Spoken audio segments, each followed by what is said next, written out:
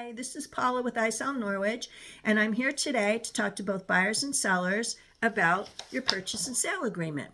I'd like to take a few minutes and explain some of the parts of this agreement because this is one of the largest, most important purchases you can make in your life, regardless as if the house is $100,000 or $1,000,000.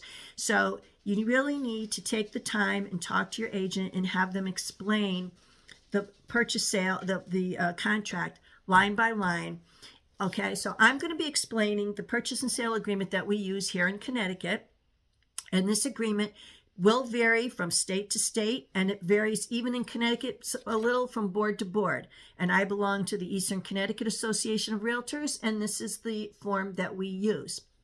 So on the form starts with the buyer and seller information, your name, their names, addresses, and then it goes on to the address of the property that you're going to be buying.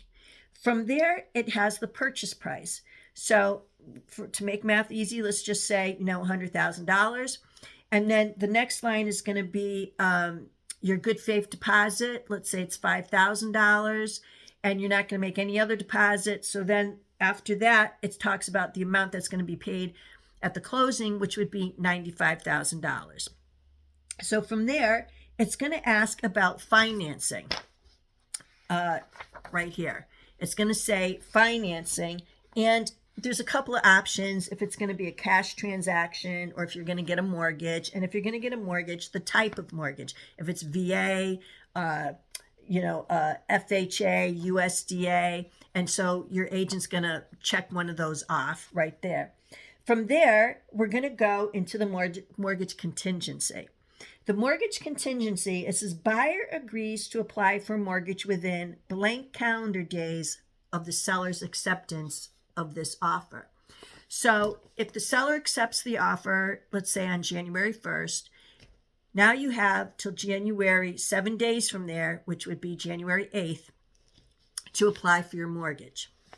The second part of that contingency is it says that the mortgage commitment shall be obtained on or before, and again, there's a blank, and that is usually 30 days from the 8th day that you had to apply for the mortgage.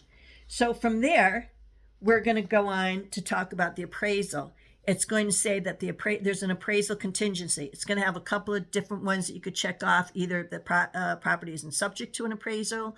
They're going to be a VA addendum or an FHA addendum. But we leave that blank because the bank, again, here in Connecticut, the bank is the one that schedules the appraisal, and they work with the listing agent, the seller's agent, to arrange a time and access to the house for the appraisal to come out.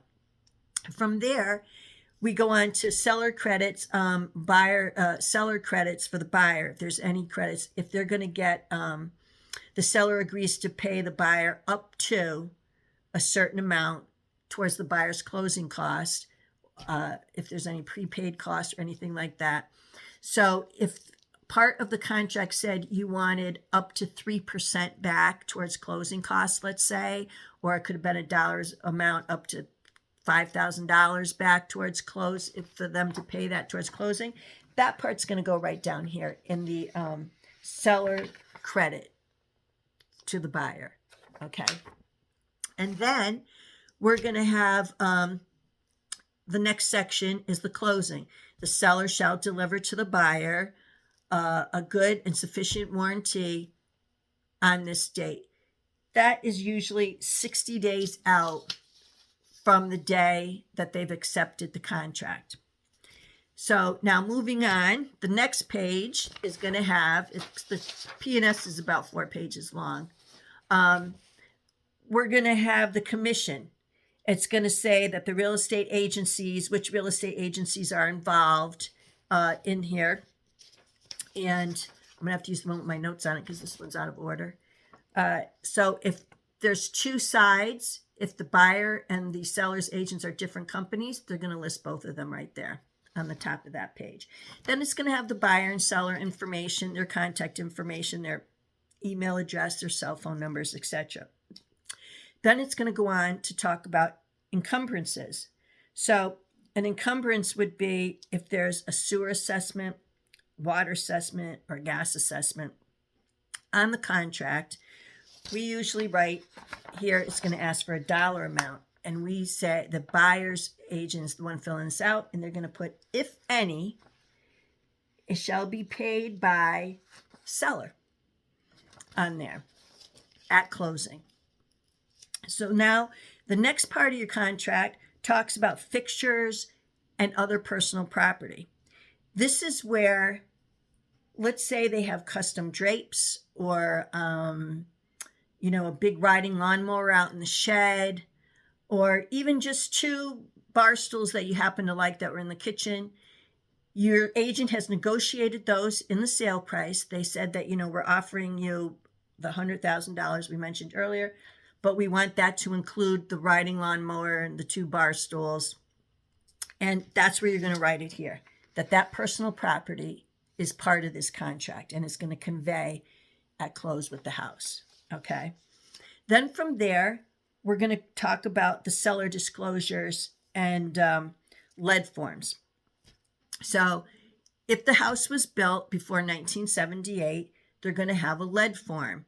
And that form is going to ask the seller, is there lead paint? Was there lead paint used in the house? And the seller is going to say, check one, yes, I have knowledge of it. No, I don't, unknown.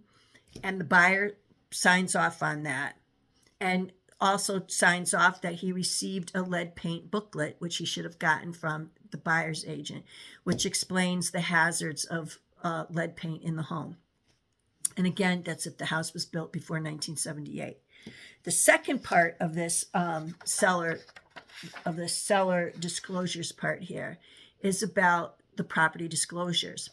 So again, this applies to Connecticut. We have to, the listing agent has to give the seller a disclosure form. It's usually about 8 pages long. The listing agent cannot assist the seller in filling this paper out. It has to be signed by the seller.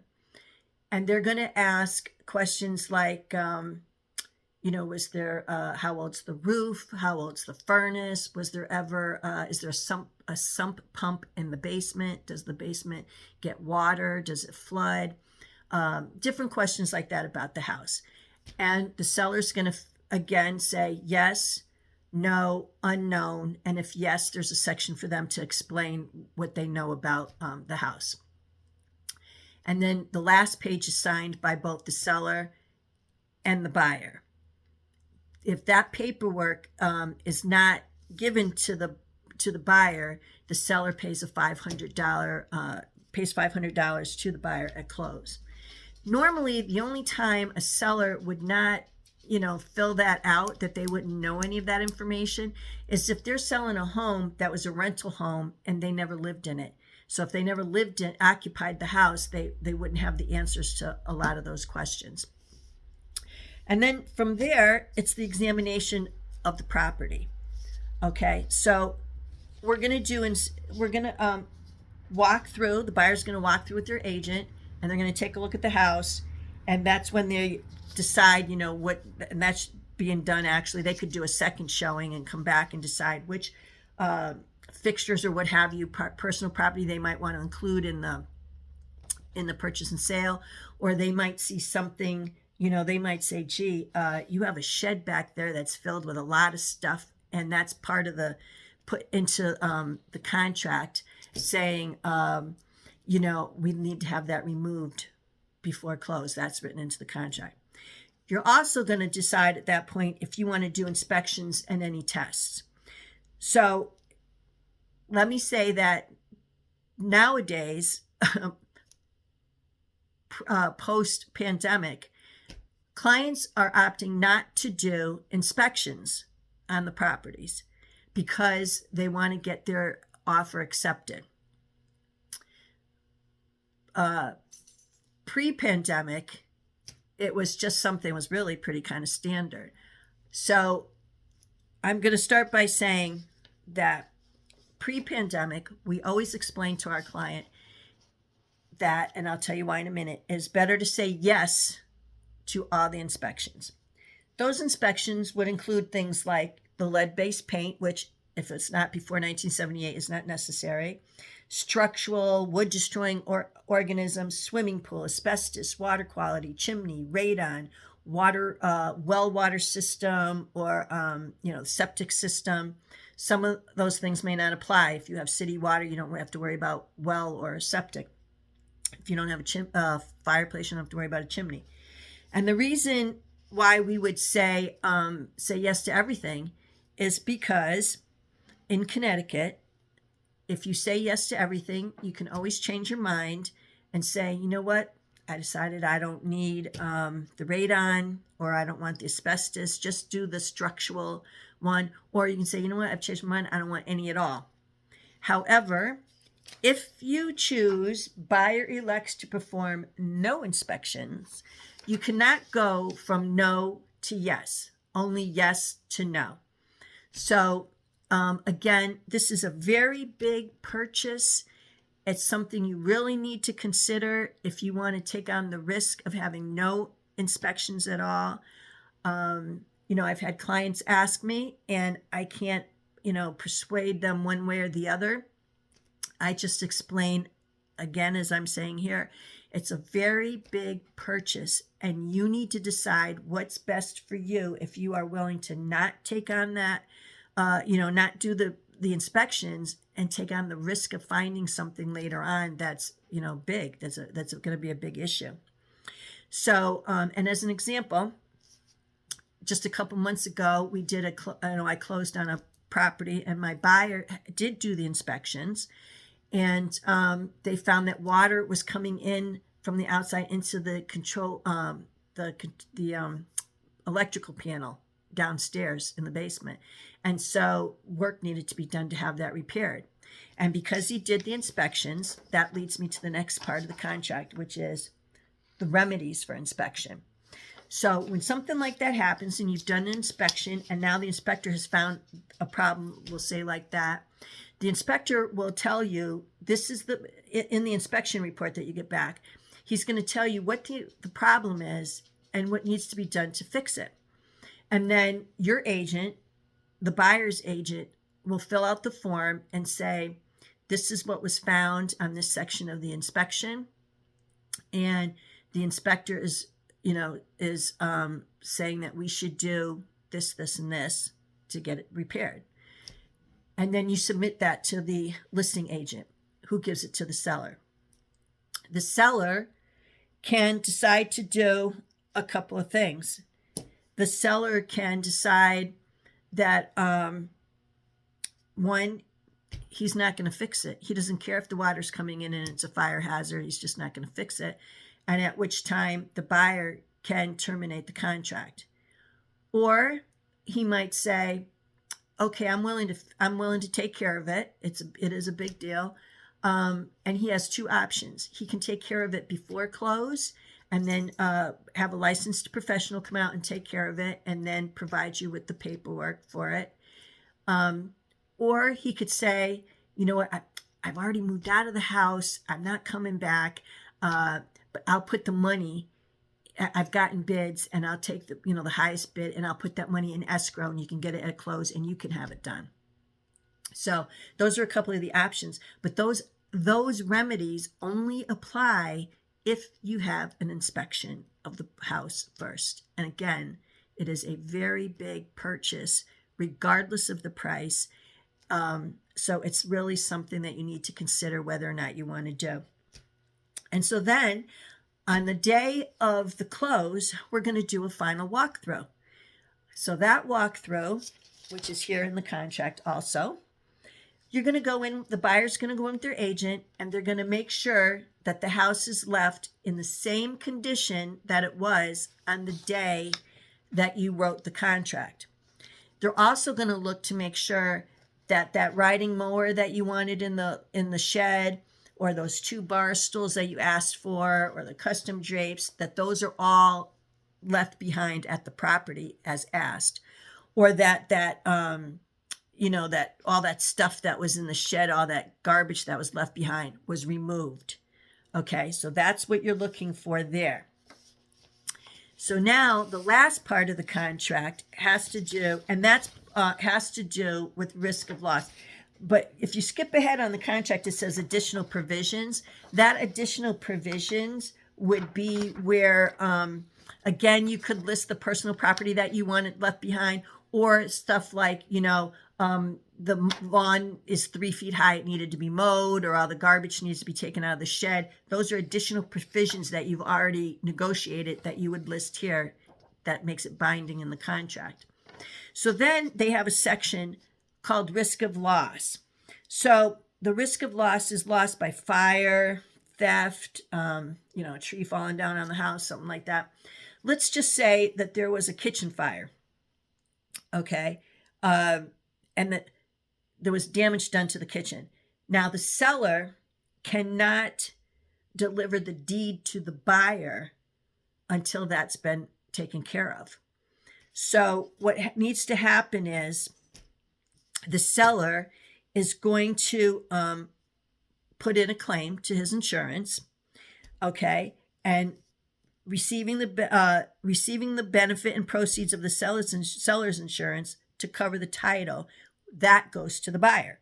Okay, that's an option that goes to the buyer. He can receive the check from the insurance company and fix that damage done in the kitchen from the kitchen fire. Or he can rescind the contract and decide, you know what, that is such a mess, the smoke damage, whatever, I don't want to be bothered. We're pulling out of the contract, we're canceling it. Okay, and he'll get his deposit back. Now, moving on to the deposits. Okay, the deposit check is given to the listing agent, their broker. It's made out to them, and it's put into escrow, and then that deposit goes towards the purchase price at close. Now, the last part of this contract says default. If there's default by either party without the other party being in default, the party who is not in default shall have the right of proceeding with any remedy at law or in equity, or if the buyer defaults, the seller gets to retain the deposit as liquidated damages. So the buyer could default by not being able to get a mortgage within that 30 days. And, he defaulted on the contract, but for whatever reason, he couldn't get one. Or let's just say it's, a week before closing. Now the seller says, you know what? I'm not buying this house because they found another house somewhere else that they like better and they don't want this house anymore. They're going to lose their deposit. Now, if the seller defaults, the buyer will reclaim their deposit money plus an amount equal to the deposit as liquidated damages. Well, let's see, how will the seller default? Well, maybe that kitchen fire, if they didn't have insurance and they can't do the repairs and they don't have the money for it, they're defaulting on the contract because they're not providing the house in the condition it was in when they signed the contract, so they would be liable for the deposit and such. Okay, so that's pretty much the whole contract. Down at the bottom is just the spot for the buyer and the seller's signatures. And like I said, this contract varies from state to state. It's very important that you understand what you're signing when you sign it, that you have your agent explain everything to you.